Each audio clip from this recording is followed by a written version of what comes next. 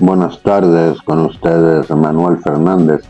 Bienvenidos a mi canal de historia contemporánea. Estos días todo el mundo es consciente de la bronca tan grande que ha estallado entre Donald Trump y Elon Musk, que hace muy poco eran, al menos en apariencia, grandes amigos y ahora prácticamente están en una guerra a muerte. Y como se da el caso de que cada uno es propietario de su propia red social, pues han aireado sus desacuerdos por este medio. Contrariamente a lo que suele pasar en estos casos, cada uno contesta al otro en su propia red.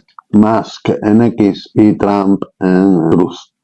De forma que para seguir sus discusiones hay que ir saltando de una red a otra. En uno de sus ataques a Musk, el motivo, por lo menos el motivo público del desacuerdo, es que Trump ha presentado su ley del presupuesto y Musk la ha criticado, ha dicho abiertamente que esa ley es un disparate, que es abominable y va a provocar un endeudamiento extremo de Estados Unidos, mucho más de lo que ya lo está. Trump contestó que para ahorrar dinero, reducir el gasto, el sistema más rápido sería cancelar los contratos que tiene Musk con la administración norteamericana y retirarle las subvenciones. Estos contratos, en efecto, son millonarios. Dijo Trump que se preguntaba por qué Biden no lo había hecho. Muy bien, pues yo puedo contestarle a esa pregunta, es facilísimo, porque no podía, porque no hay alternativas a los servicios que Elon Musk le ofrece a la administración. Veamos, por ejemplo, su nave espacial SpaceX Dragon 2. Esta nave es el único medio que existe para llevar astronautas norteamericanos a la Estación Espacial Internacional y a cualquier otro objetivo en órbita terrestre. Simplemente no hay otra manera. Y cómo ha llegado Elon Musk a tener este monopolio. Fundamentalmente gracias a la inutilidad, a la incompetencia de la competencia. Cuando la NASA en el año 2011 retiró de servicio el transbordador espacial, su proyecto era tener dos compañías privadas que ofreciesen a la NASA este servicio de llevar astronautas al espacio. Las compañías elegidas fueron SpaceX de Musk y Boeing. SpaceX desde hace 5 años pues está ofreciendo este servicio de forma rutinaria. Mientras que Boeing, que se suponía que tenía que haber tenido su nave Starliner lista en el año 2017, todavía no ha conseguido ser certificada por la NASA y todavía no ha conseguido hacer un viaje sin incidencias. Hizo uno en el cual consiguió llevar astronautas a la estación, pero no traer tripulación de vuelta. Y hubo que recurrir a SpaceX para que le sacara las castañas del fuego. Si la NASA cancela el contrato de SpaceX, solo quedaría una solución, que es la que se empleó entre 2011 y 2020, que era comprar asientos en los cohetes Soyuz rusos que van y vienen de la Estación Espacial Internacional. Y esto, por supuesto, era completamente impensable en el tiempo de Biden, que ni siquiera hablaba con Putin. Y incluso lo sería ahora. Sería percibido como una humillación. Además de, en el ambiente de sanciones que vivimos, tendría enormes dificultades prácticas hacer un contrato con los rusos. Todo esto hay que tener en cuenta que la Estación Espacial Internacional, los proyectos de la NASA son tenerla funcionando hasta el año 2030. Estamos en 2025. Si cancela el contrato con Musk, simplemente Estados Unidos se crea a sí mismo una debilidad estratégica y pasa a depender de un gran enemigo, aunque Putin y Trump hablen de vez en cuando por teléfono. Por ello dejan de estar implicados en una guerra en Ucrania por persona interpuesta. No sería solo SpaceX. Sí, las empresas americanas, incluso las agencias estatales, el Pentágono, se vieran obligados a prescindir de golpe y porrazo del cohete Falcon 9, pues aumentaría muchísimo también su dependencia del extranjero para poner satélites en órbita, porque no hay ninguna empresa que pueda ofrecer una alternativa tan fiable, un cohete reusable, aunque sea parcialmente como es el Falcon 9, no hay nada igual en el mercado. Ya en una ocasión hice un vídeo sobre Elon Musk.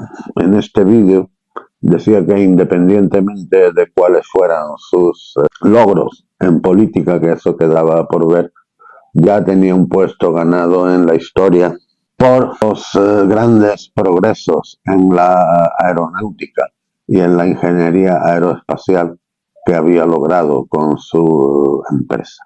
No hablamos de Starlink, un servicio de internet de banda ancha por satélite que tiene clientes en todo el mundo, también en Estados Unidos. Y si los norteamericanos se vieran obligados a prescindir de Starlink, pues esto también le supondría una gran desventaja geoestratégica, porque simplemente no existe una empresa en el mundo que ofrezca un servicio comparable. Pero es que esto no es todo. Si hablamos, por ejemplo, de la red social de Elon Musk X, antes Twitter, tengamos en cuenta que Elon Musk tiene 220 millones de seguidores, 220 millones de personas que lo siguen a él personalmente. La influencia que tiene en la opinión pública mundial una persona así no es desdeñable. Y qué decir de su influencia en la política norteamericana a través de las donaciones que ha hecho no solamente a Trump, sino a muchos senadores y congresistas norteamericanos. Dice Elon Musk que si la cantidad de millones, que anda por los 270 millones de dólares o así, que él donó para su campaña electoral, Trump no sería presidente. No sé yo qué decir, pero hay muchos congresistas y senadores que salieron elegidos por los pelos y a los que Trump les donó cantidades de 800.000, 1.000.000, hasta 2 millones de dólares. Por supuesto, toda esta gente no tiene ninguna ganas de perder esta fuente de financiación. Y menos si tenemos en cuenta que son pronto en 2026, las elecciones para las elecciones parciales que se llaman elecciones de media legislatura para el Congreso y el Senado. Y recibir o no recibir una generosa donación de Musk puede marcar la diferencia entre ser elegido o no. Vamos a lo que ha sido manzana de la discordia entre Musk y Trump, que es la ley del presupuesto. Si hacemos un poco de memoria, vemos que el proyecto político personal de Elon Musk, con el que llegó a la administración, era reducir drásticamente el despilfarro, el gasto público en la administración estadounidense. Sabemos que puso la administración patas arriba. Muy notablemente, prácticamente dejó sin financiación a la USAID, Agencia Norteamericana de Ayuda al Desarrollo en el Exterior, que se dedicaba a todo tipo de cosas, muchas veces sin ninguna relación con el desarrollo, sí con aumentar la influencia política de los Estados Unidos en diversos lugares del mundo. Pues Musk cerró muchos de estos proyectos. Su amigo Milei de Argentina vino a verlo y le regaló una motosierra. Todos recordamos esta escena bufa, pero que ponía de relieve cuáles eran sus intenciones: recortar gastos en la administración. Durante los meses que estuvo al frente de este proyecto, pues se calcula que ha podido ahorrar unos 150.000 millones de dólares de gasto público. Y ahora Trump le presenta un presupuesto donde hay un incremento del gasto que deja en ridículo el ahorro que haya podido hacer más. Hay que tener en cuenta que para lograr racionalizar el gasto público en Estados Unidos hay que reducir la deuda y reducir el presupuesto de defensa. En su proyecto de presupuesto, Trump hace exactamente lo contrario. Es decir, hace lo que han hecho todos los presidentes desde hace décadas, fuesen demócratas o republicanos. Dejarse llevar por la inercia y trasladar el problema al futuro. No sabemos si ese futuro va a ser este mismo año o el año que viene, o con un poco de suerte la próxima legislatura, pero está claro que es una práctica insostenible. Endeudarse cada vez más, aumentar el techo de deuda, pagar cada vez más intereses y al mismo tiempo reducir los impuestos, es decir, reducir los ingresos y aumentar los gastos. Musk, que es un libertario, un capitalista libertario, pues está muy de acuerdo con eso de reducir impuestos. Pero reducir impuestos y aumentar al mismo tiempo los gastos, esto es un contrasentido y lleva a la catástrofe. O sea que su crítica a los presupuestos de Trump es muy racional, no es ningún disparate. Esta ley de presupuesto ha sido aprobada por la mínima en el Congreso, pero todavía tiene que pasar la votación en el Senado, que creo que va a hacerse a principios del mes que viene. Los republicanos tienen una mayoría de 53 a 49, es decir, solo hace falta que 2 o 3 republicanos cambien el sentido de su voto para tumbar los presupuestos de Trump. Y ya hay uno que ha anunciado que va a hacerlo y por las mismas razones que Musk. Rand Paul, senador por Kentucky.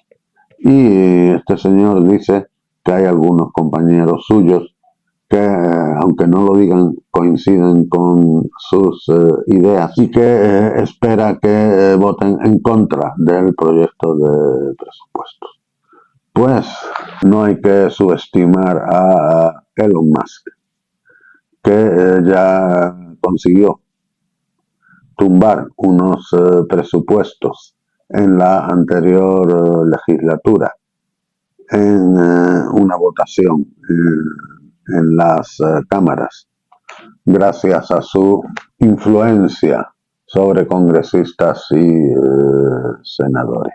Estos presupuestos, que tan generosos son con los militares, con el Pentágono, sin hablar de los servicios que son afectados negativamente, como salud pública, ayudas sociales, etcétera, que no creo que a Musk le preocupen excesivamente, a la agencia estatal que afectan de forma drástica es a la NASA. La NASA no solamente es un excelente cliente de Elon Musk, sino que también está más estrechamente relacionada con su pasión, que es el espacio.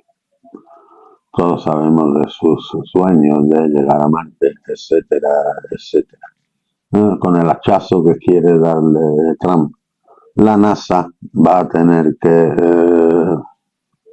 cancelar unas 40 misiones científicas y entonces eso de ir a Marte se convierte en una utopía. Para más, INRI, uno de los objetivos de Musk al meterse en política era tener más influencia sobre la NASA. Y él tenía su propio candidato para ser administrador de la NASA. Un hombre, uno de los pocos que han tenido la ocasión de hacer turismo espacial, precisamente con SpaceX, y un hombre profesionalmente muy ligado al espacio, se llama Isaac Mann. Y había conseguido que Trump diese su acuerdo de principio, su visto bueno, para que este señor fuese administrador de la NASA. Pero hace unos días Trump bruscamente cambió de opinión y anuló su nominación de Isaac Mann para ser administrador de la NASA. Posiblemente esto haya sido lo que haya hecho que Musk explote. En cuanto a Tesla, bueno, en los presupuestos de Trump se eliminan todas las subvenciones y exenciones de impuestos relacionadas con las energías renovables o energías limpias. Pero en esta categoría están comprendidos los coches eléctricos. Los propietarios de coches de Musk pues son negativamente afectados. Musk, por lo menos lo que ha dicho es que él puede asumirlo, aunque hay un agravio comparativo con las subvenciones al sector de carbón y el petróleo, al que no se le ha recortado nada. Sin embargo, echándole un ojo a los presupuestos, yo lo que veo es que sí que hay una exención de impuestos para quienes compren automóviles fabricados en Estados Unidos. Me imagino que eso también se aplica a los coches de Tesla. Y no estoy en condiciones de decir si es más lo que pierden por subvención a vehículos eléctricos que lo que ganan por ser automóviles fabricados en Estados Unidos. Por lo menos respecto a eso, Musk no ha protestado en exceso, al menos abiertamente.